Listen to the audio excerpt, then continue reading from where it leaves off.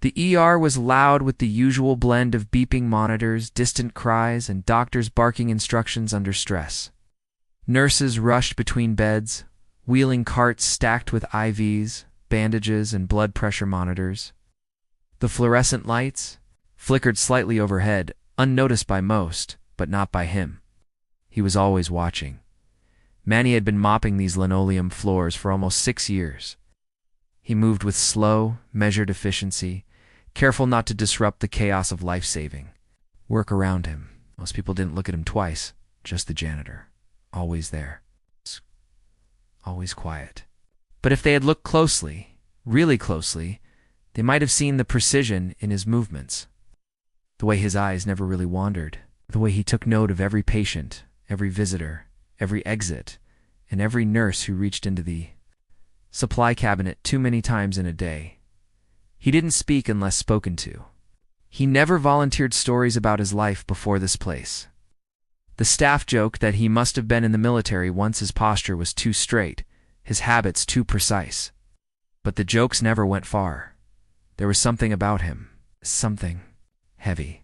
A few nurses said his eyes looked like they'd seen things they couldn't forget. That Wednesday night started like any other. A full moon hung over the city, casting silvery shadows into the ambulance bay. Manny had just finished mopping up a spill from a panicked mother, who dropped her son's water bottle when the first scream split the air. Then came the gunshots. 3 masked men stormed through the sliding doors, dressed in black from head to toe, automatic rifles slung tight across their bodies. One pointed his weapon at the admissions desk and fired a shot into the ceiling. Everyone on the floor. Now panic exploded like wildfire. Nurses ducked. Patients screamed. One man in a wheelchair tipped himself over, trying to crawl beneath a bench. Security guards rushed toward the scene, but the gunmen were fast and precise. Within seconds, they controlled the room.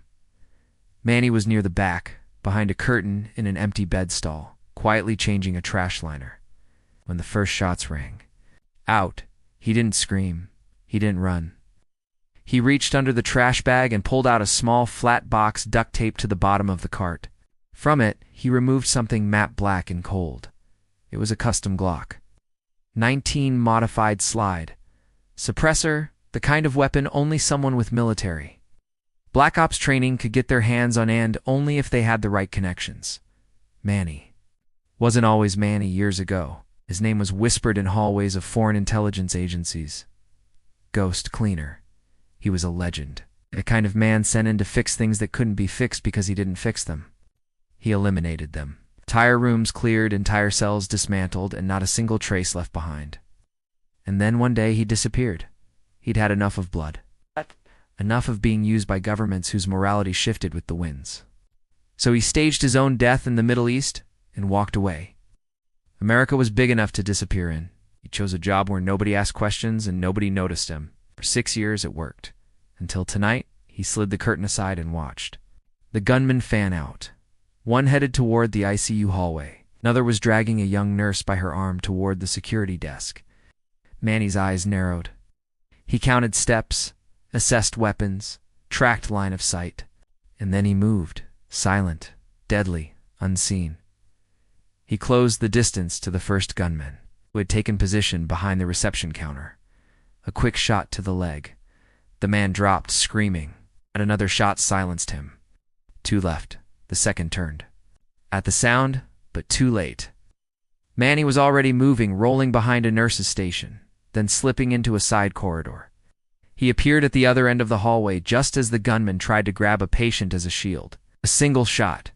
He crumpled, eyes wide in shock. Screams rose again. A few people saw Manny now. The janitor with the gun. But their fear wasn't for him. It was for what he was fighting. The last man realized he was alone. He grabbed the young nurse and held the barrel of his gun to her head. "Stay back," he yelled. "I'll kill her, I swear."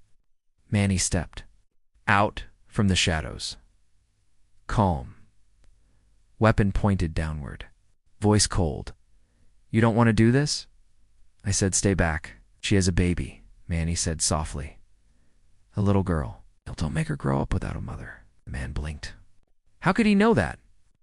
"Put the gun down," Manny said. This doesn't have to end in blood. The man's hand trembled. He was young, no more than 20. Manny saw the fear in his eyes, the same fear he'd once seen in the mirror before his soul went numb. I didn't mean to, Sharp click. The gun shifted just slightly. Manny reacted 2 shots, one to the wrist, one to the thigh. The nurse screamed as the man dropped beside her. Writhing in pain, Manny stepped forward, gun still raised, eyes never leaving the fallen gunman. Then he slowly lowered it. Sirens howled outside. Police burst through the doors. They found the hostages alive, the gunman disabled, and a janitor standing calmly in the middle of it all, holding an illegal weapon with military-grade attachments. The questions came fast. Who was he? Where did he learn to shoot like that? What had just happened? Manny said nothing. He handed over the weapon, raised his hands, and looked straight at the nearest officer. "Tell the nurse I said goodbye," he said, "and tell her to take care of her daughter." He was arrested, of course.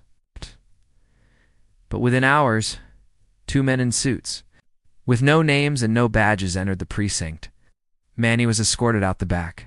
No charges, no record. Just gone. The hospital never saw him again. But sometimes, when the emergency room gets quiet late at night, a few of the older nurses swear they can still feel him watching. And they remember the janitor who once mopped blood off the floors, not because he had to, but because he knew exactly how much it cost.